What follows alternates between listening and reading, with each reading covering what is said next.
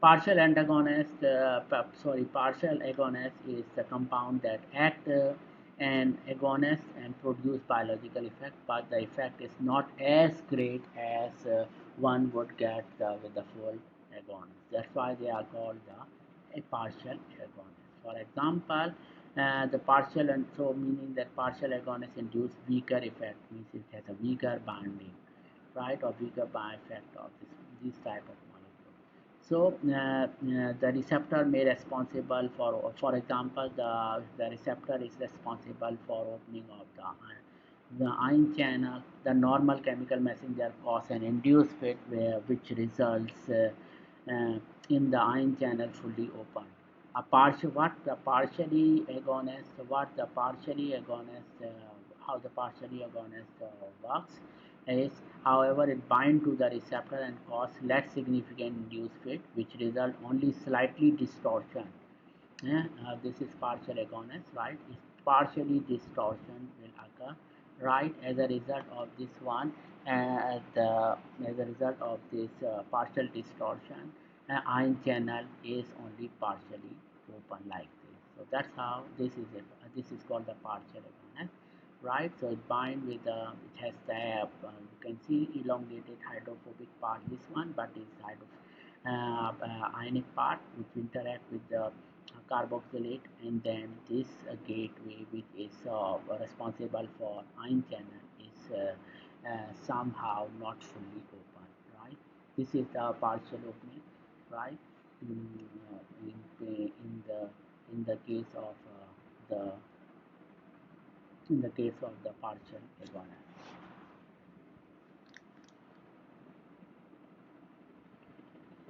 The next is desensitization or the sensitization. So desensitization is some drugs that bind relatively stronger to the receptor and switch on, but subsequently blocks the receptor after certain period of time.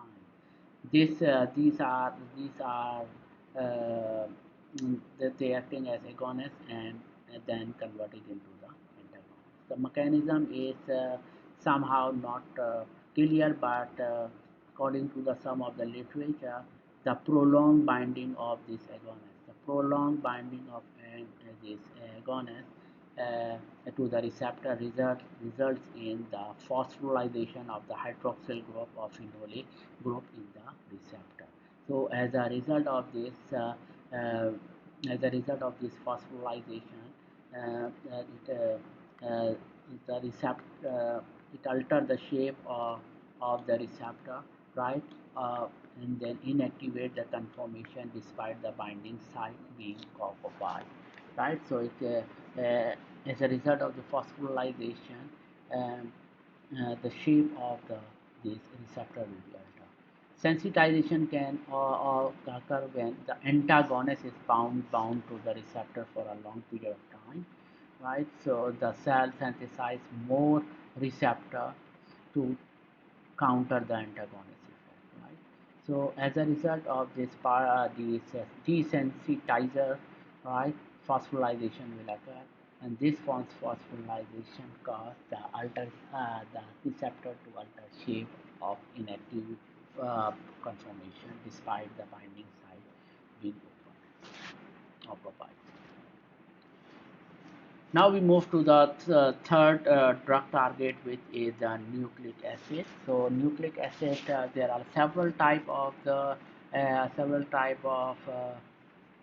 nucleic acid, uh, which is important for the drug to bind, right? So there are the two type of the nucleic acid, which is the DNA and RNA.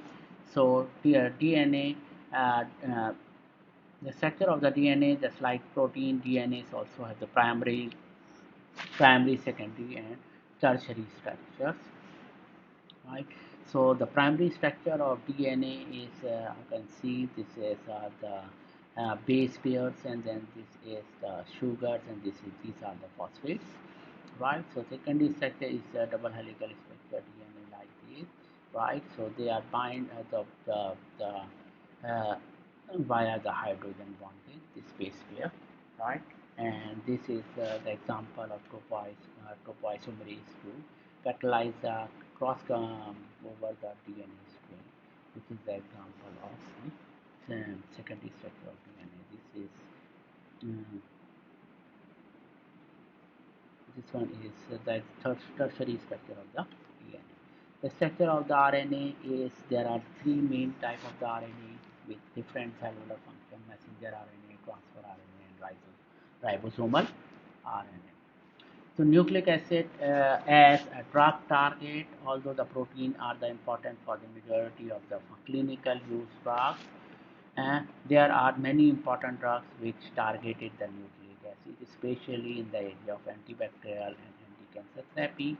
Now we are concentrating on the mechanism of action of some of these drugs. So drugs that interact with the DNA, first we will see this. So there are several groups under this categories, several agents. Uh, the first one is the intercalating agent. The second one is the topoisomerase poison or known intercalating, and the third one is alkylating and methylating agents, chain cutters, and the chain terminators. So we will see one by one how these what is the mechanism of action of these type of agents. Number one is the intercalating drugs that act on the DNA. Intercalating drugs are the compounds that contain the planar or heteronuclear feature which slip between the base pair layers of the DNA double helical structure. What actually happen is once the structure have been intercalated, the variety of other processes may take place which prevent the replication and transcription, including finally leading finally to the cell death. For example, so this is how the one of the molecule which is the proflavin is bind is intercalate with base pair and through this van der Waal interaction or ionic interaction, right? So, the phosphate is a group which help in the ionic interaction, right? And then various hydrox, this one ionic interaction, this one NH3, bind with the phosphate through ionic bonding, right? So this one like this. So that's how this profile of flavin binds bind with this DNA and act as intercalating agent, right? So this is the example of the antibacterial compound, right, which is called the this aminocaridine, which were used during World War I to treat the deep surface. That's how this is the upper mechanism of action that this compound binds through ionic interaction. So there are some two other example. One is um, uh, deacetomycin and then deoxyribosine, right? So this molecule also have this flat tricyclic um, aromatic structure, right? Which help the molecule or resemblance with the base pair, right? So this part of the molecule will slide into the this double helix via minor groove. It appeared to be favor interaction with the this guanine and cytosine base pair, and in particular between two adjacent guanine base on alternate strand of the helix. And the next one, which is this one, which is diazolobicine, which also have the planar tricyclic structure, which is thus same as the proflavin, which this charge part, how the mechanism of action of this one is this charged amino acid attached to the group, attached to the sugar, right, is also important because it forms the ionic bond with negative charge phosphate group of the DNA backbone, and that's how it acts as an intercalating agent. The second one is topoisomerase poisoning, which is non-intercalating, right? So compounds that are classified as poison rather than the inhibitor because it stabilizes the normal transient cleavage complex that is formed between the DNA and topoisomerase, and thus inhibiting the rejoining of the DNA strain or strains. So you can see this one is there is a fluoroquinolone, which act as the which is the topoisomerase poison, right? Which avoid the this uh,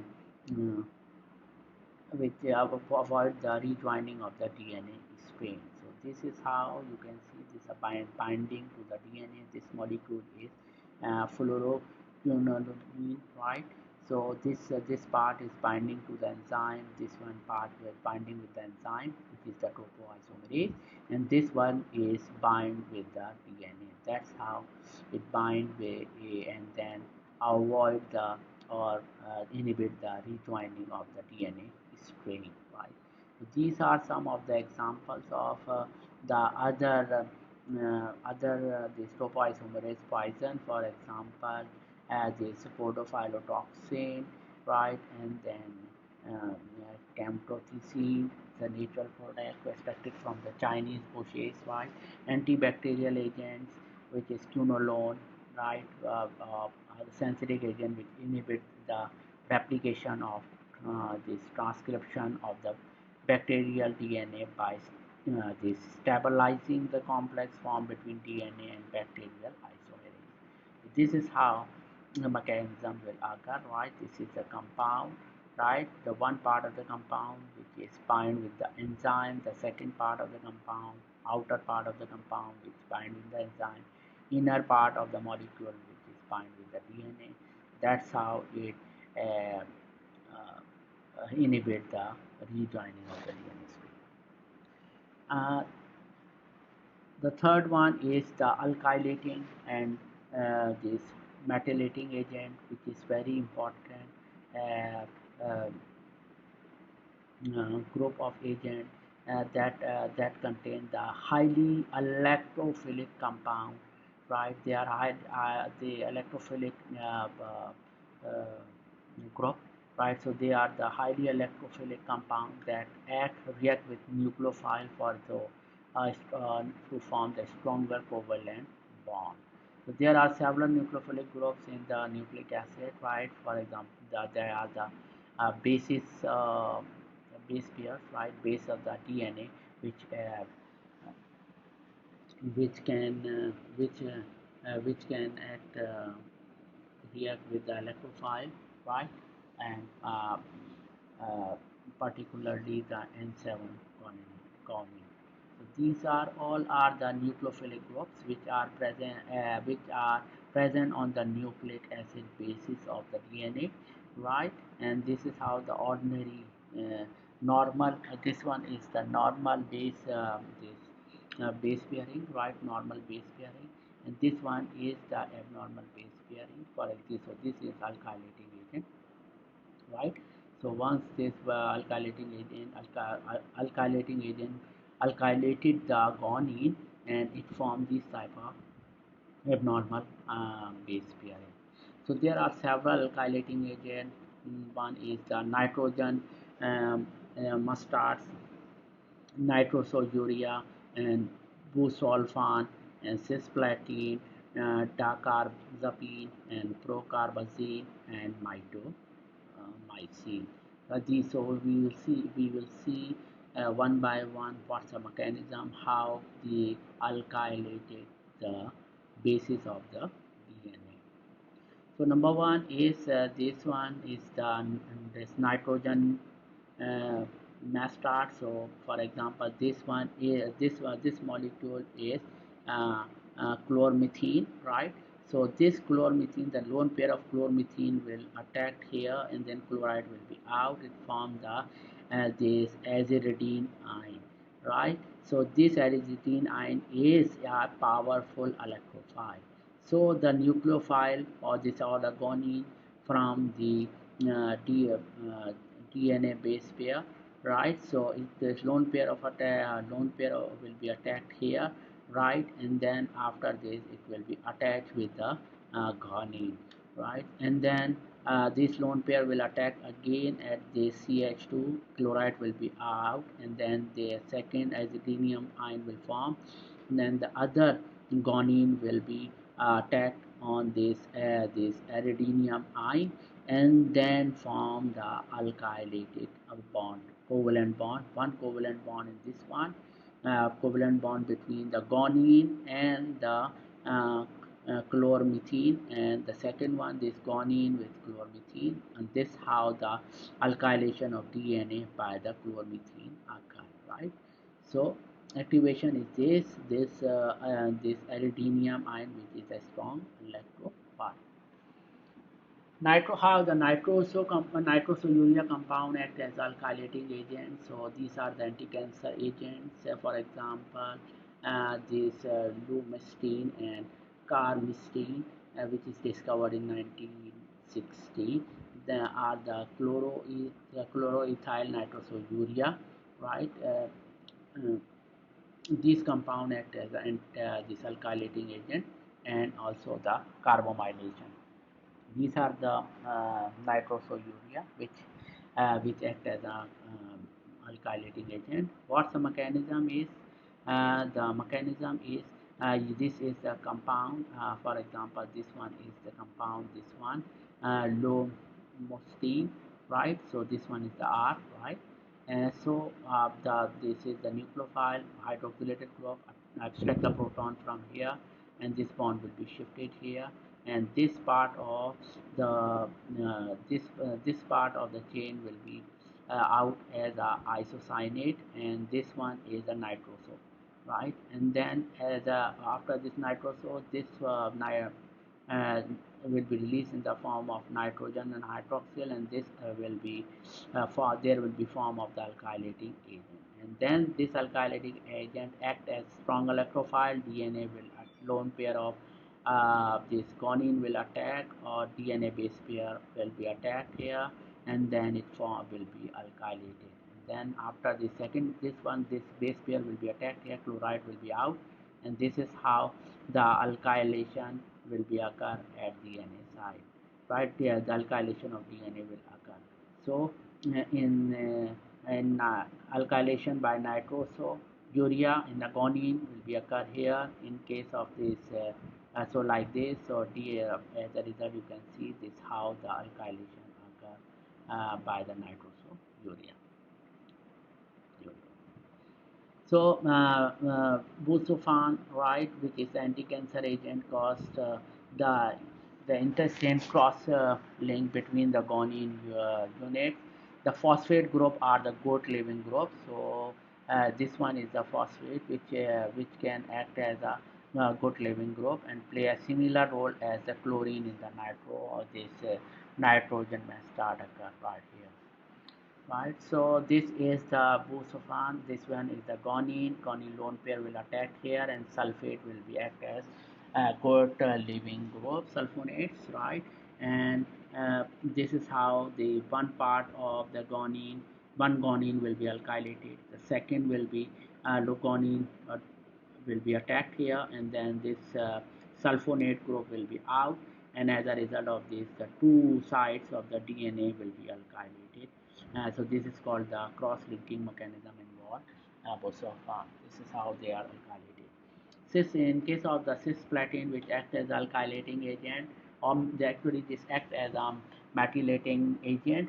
So the cisplatin, the overall cisplatin is the structure is neutral, right, or unreactive. Once this platin enters, however, it enter an environment which is the low concentration of chloride ion. This leads this equation where the chloro group is substituted with the this water molecule, which is the neutral, and it creates the positive charge. It creates the positive charge species which act as a methylating agent.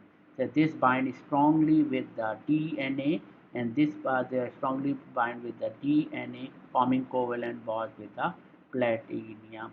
So there will be the covalent bond between the platinum and DNA with the same spin. So like this, the one chloride ion, equation of one chloride ion, second one, and then two DNA will be alkylated with the cisplatin. This dacarbazine, and this procarbazine. So these are the prodrugs having the anti-tumor activity which generate the methyl diazonium ion. So this one is the methyl diazonium ion. So this methyl diazonium ion can act as a alkylating agent. So this is the dacarbazine, right? In the presence of the cytochrome P450, it will be it will be this one methyl will be hydroxylated, right? And then after this it release in the form of the CH2O.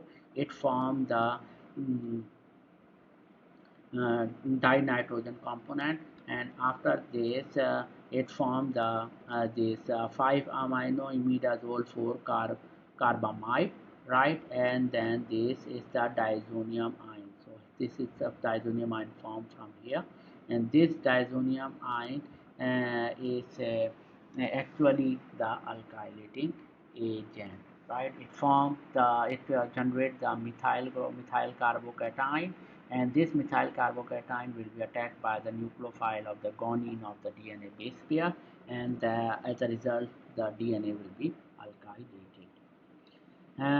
This mitomycin mitomycin C, it is the compound which obtained from the microorganism which is the mitomycin. It is also the most toxic anti-cancer compound, right? But act as a prodrug and this converted to the alkylating agent within the body, right? So this is the mitomycin. First, the reduction is occur, right? So the reduction of mitomycin occur at the converted to hydroxyl group, and after this lone pair will be shifted here, and then this will be converted into the this will be converted into NH2, which is the alkylating agent. So then this amino group from the DNA or from the guanine will be attacked here, and then as a result of this, the DNA alkylation will be occur at this site, right? Alkylating the DNA will be alkylated, and here is the second one, which can be second molecule of DNA will be alkylated. This will be attacked there at this electrophile part, and there the two strain of the DNA will be alkylated by this mitomycin. So another type of the alkylating agents are the chain cutters. So chain cutters cut the strand of the DNA and prevent the enzyme DNA ligase from repairing the damage. The mechanism of action is they appear act as a creating radical on the DNA structure. So these radicals are usually react with the DNA and convert this DNA into the diradical, right? So these radical react with the oxygen to form the peroxy species and the DNA chain fragments. So this is one of the example, which is the anti-cancer, anti-tumor agent, this calcichimycin, which is also led from the bacteria. This structure of this calcichimycin, right? So the most important part which produce the diradical species, this one is this ethylene is ethene dinyl system and trisulfide, right? So this one is the sulfide is usually attacked here, but right, first the nucleophile is attacked on sulfide, and then sulfide attacked at this carbon, and the shiftance of the double bond, right? And then a formation of this transition state through Michael addition, and then oxygen will form the double bond with the carbon, and this bond this it will take the proton from the environment and it will convert into this species. Then the cycloaromatization will occur. As a result of this di radical will produce, right? So this di radical will be shifted to the DNA. The DNA will be converted into di radical, and then after the conversion of the DNA into the di radical, these radicals react with the oxygen to form the peroxy species, and then the DNA chain will be fragment, right? So this is the mechanism of action of the chain cutter.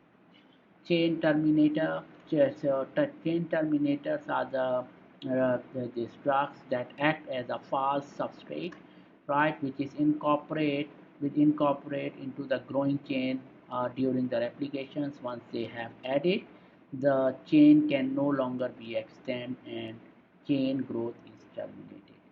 So there is some. So this is the drug which act in the way are mistaken for the nucleotide triphosphate that are this authentic building block for the DNA synthesis. So there are first.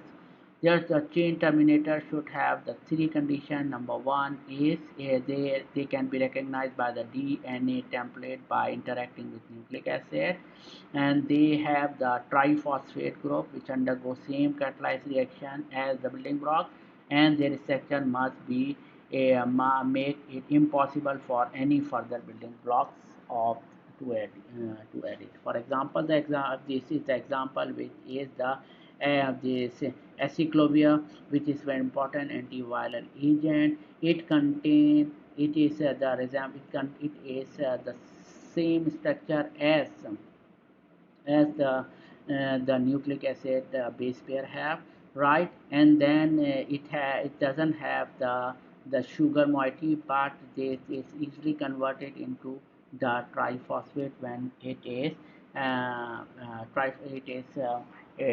into the biological system. So it is act as a prodrug and convert into the active drug by phosphorylation, right? So this is the structure of deoxyguanosine, right? It doesn't have the phosphate, but it has the triphosphate unit, which is same as the nucleic acid base pair have, and its structure is also resemblance with the this nitrogen base pair. So this is the normal one. This is the normal chain which have normal chain growth, right, of the DNA, right? So this is how it is hydroxyl attacked here, and then phosphate will be out, and then it will say chain growth will occur.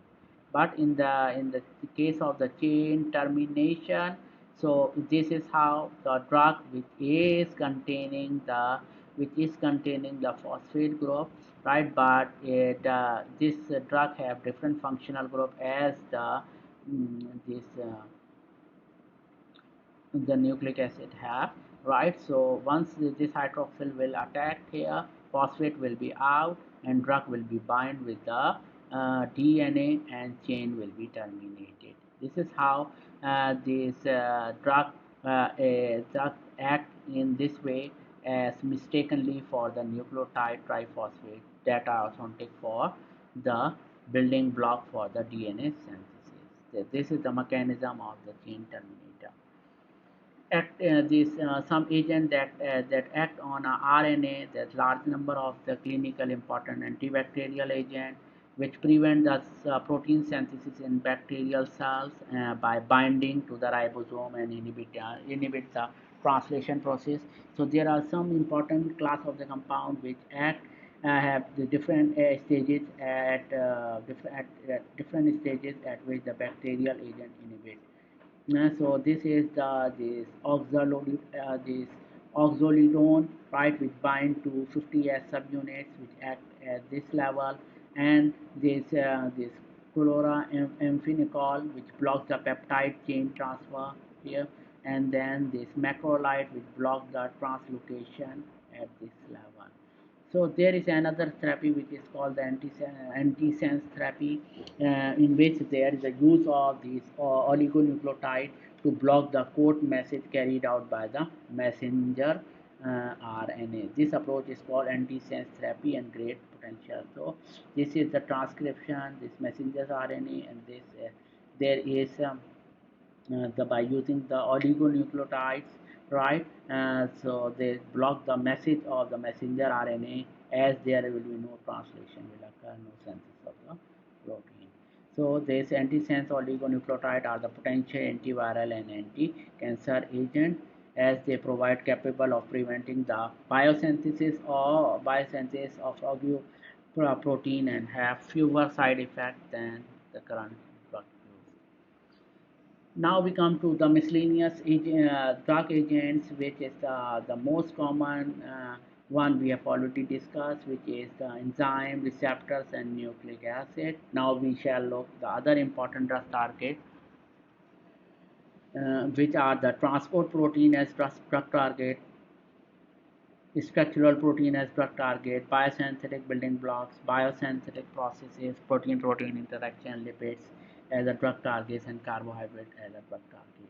In case of the transport proteins that have bind with the have the binding site which recognize and binds a specific gas molecule, but it sometimes fools the transport protein into accepting the drug that resemble the usual gas. For example, cocaine and tricyclic antidepressant bind to these transport protein and prevent the neurotransmitters such as noradrenaline and dopamine from re-entering the nerve cell. Structural protein also act as a drug target. For example, virus consists of nucleic acid, right, and encapsulate within the protein coat called capsid. So generally, the molecule which is the enflurane was approved in 2003, which is a drug bind with viral protein and inhibit the protein-protein interaction.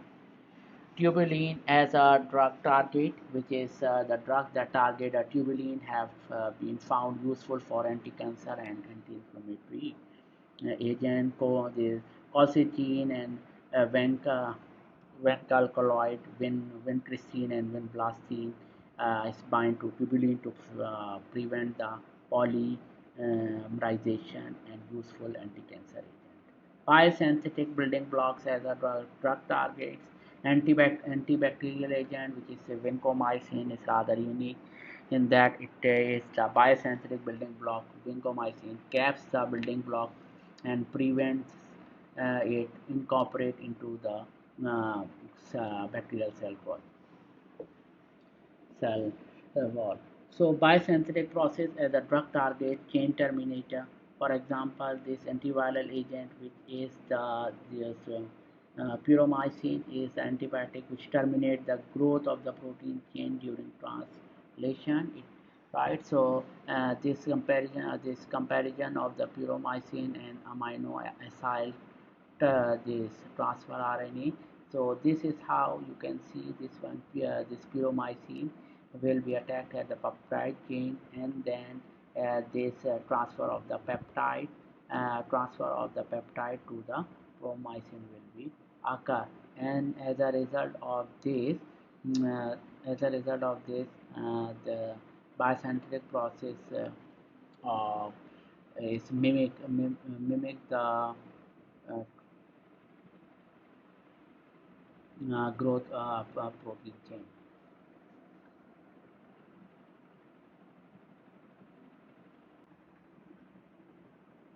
Protein-protein interaction. So many cellular processes involve the association of two or more proteins. Several drugs that might interfere with the association. For example, drugs that prevent the protein-protein interaction as a part of signal transduction process could inhibit the cell growth and cell division.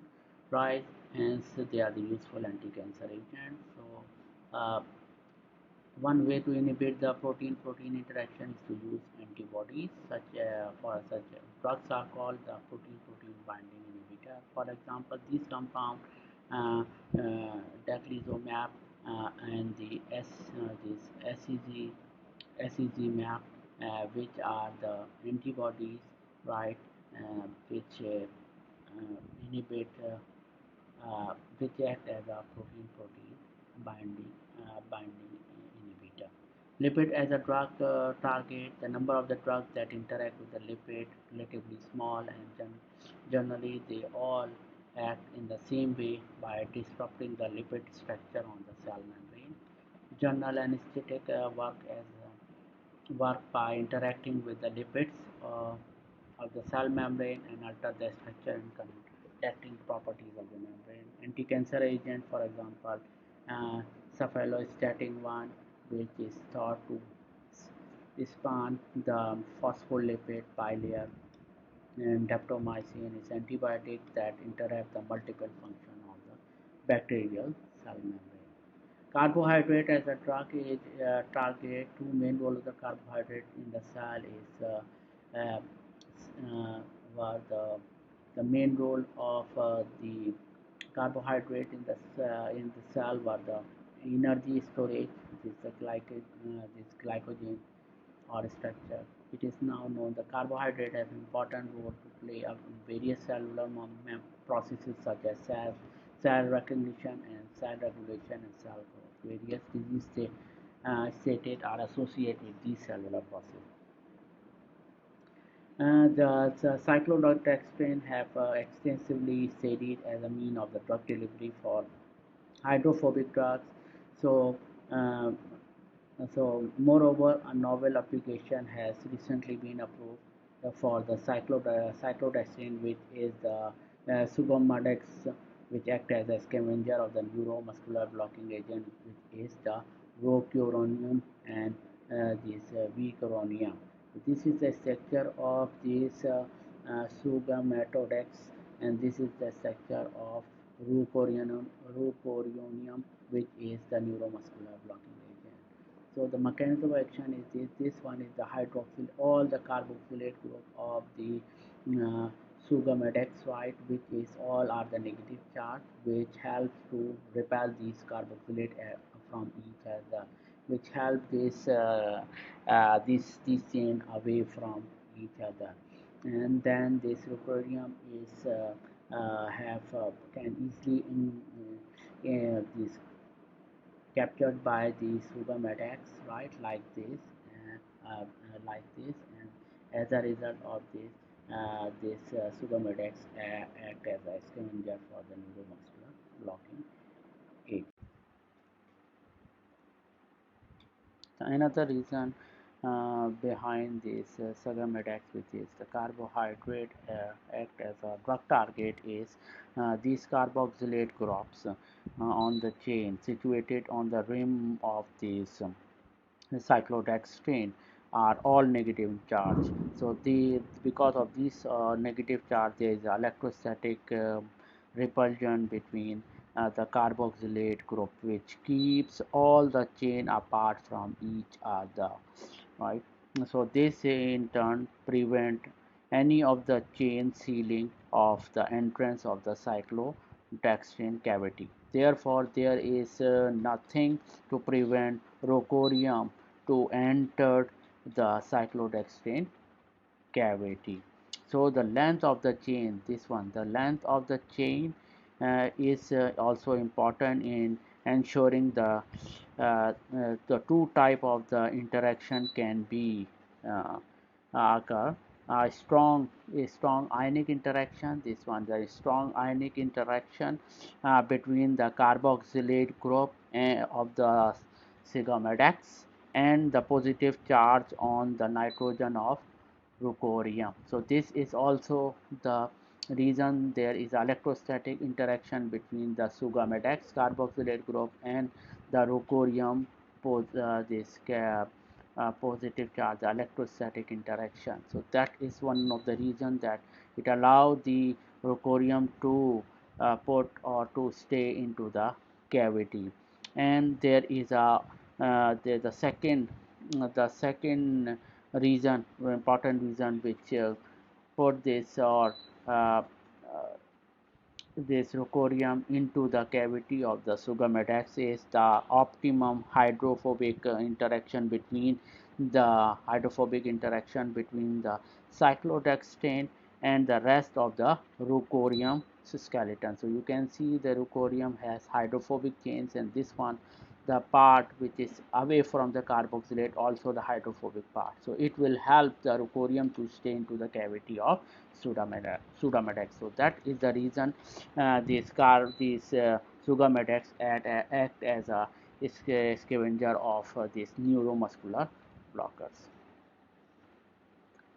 So now we come to the conclusion. So these are some of the important key points related to the lecture or lecture of this drug target 1 and drug target 2. So these are some key points that drug are normally small molecule with molecular weight 500 atomic mass unit. So this drug structure is smaller than the macromolecule target. So that's why it will only bind with a small portion of macromolecule, which is called binding site. So drugs are mostly the macromolecules that have drug targets are the macromolecules that have the binding site into which the drug can bind. So drug can bind with the drug target through this intermolecular bonding, right? The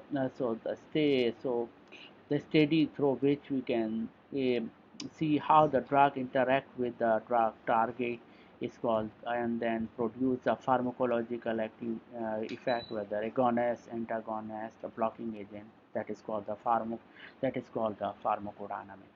So there are a variety of the drug which is used as a drug used in the medicine are targeted to proteins such as these receptors, enzymes, and transmitted protein. Enzymes are the protein which act on a body, act as a body's catalyst agent that speed up the chemical reaction without consuming themselves. And then the enzyme can lower the activation energy by helping to stabilize transition state. So binding state or to an active site involve intermolecular bonding. So most important thing is the intermolecular bonding as is strong. If the intermolecular bonding is stronger between the drug and drug target, that is means the drug can bind strongly with the drug target, right? So strong interaction is very important, right? So enzyme inhibition is reversible if the drug binds through intermolecular interaction. If it is irreversible inhibition, then it means the reaction between the enzyme and this drug is through covalent bond. So antagonists can bind to the region to the this receptor that only involve in this binding the natural ligand. In general, the antagonists tend to have more binding interaction than the agonists and bind more strongly. So that's why it has antagonist effect. Partial agonists induce a weaker effect, and carbohydrates are increasingly importance as a drug or drug target in developing new therapies for infection, cancers, and autoimmune diseases. So that's all. Thank you for listening the lecture. So kindly carefully uh, you know, listen these two lectures which is related to the drug target 1 and 2. Thank you very much.